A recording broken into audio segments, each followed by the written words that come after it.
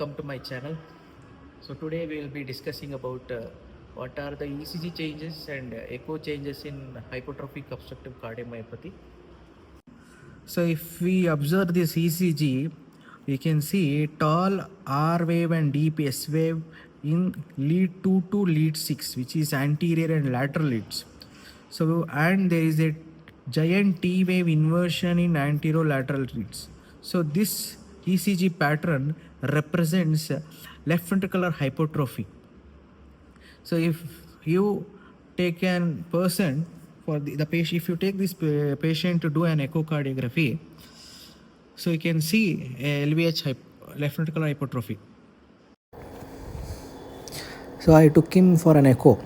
So as I was doing an echo, I found out the LV thickness is greater than 2.5 centimeter, which is a very gross LVH. I saw an effusion, I am measuring it.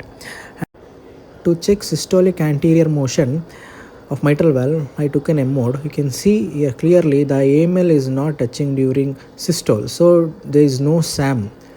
To confirm, so I'm just going to see all the other views. So this is parasternal short axis. You can see LV cavity is so reduced.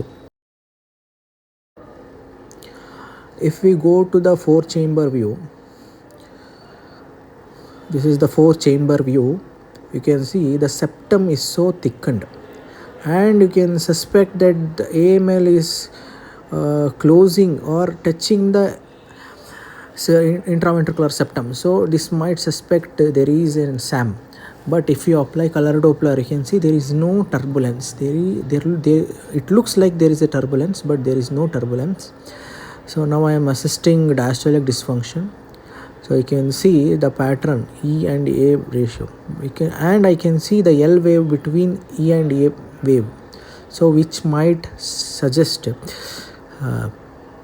diastolic dysfunction, grade 2 diastolic dysfunction. If you measure and the value E by A ratio is lesser than 1, so this definitely that is diastolic, grade 2 diastolic dysfunction. And if you open LVOT, there is no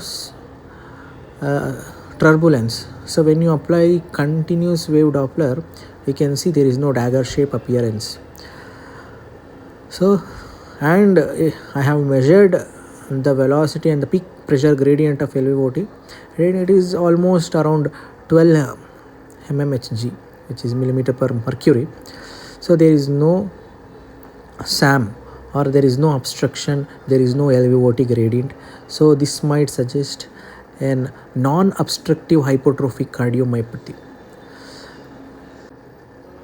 To confirm whether there is no obstruction or there is no gradient, again I am trying to take an CW by telling the patient to do Valsalva maneuver.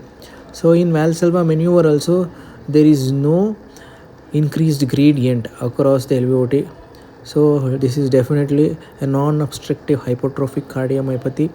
So in non-obstructive hypertrophic cardiomyopathy, 3 things we have to remember. We have to check for the wall thickness, systolic anterior motion of mitral valve by using M mode in Plaque's view, and continuous wave Doppler across LVOT to check the pressure gradient during resting and on provocation also. So there is no, if there is no SAM or resting LVOT gradient is lesser than 30, so it is non-obstructive hypertrophic cardiomyopathy.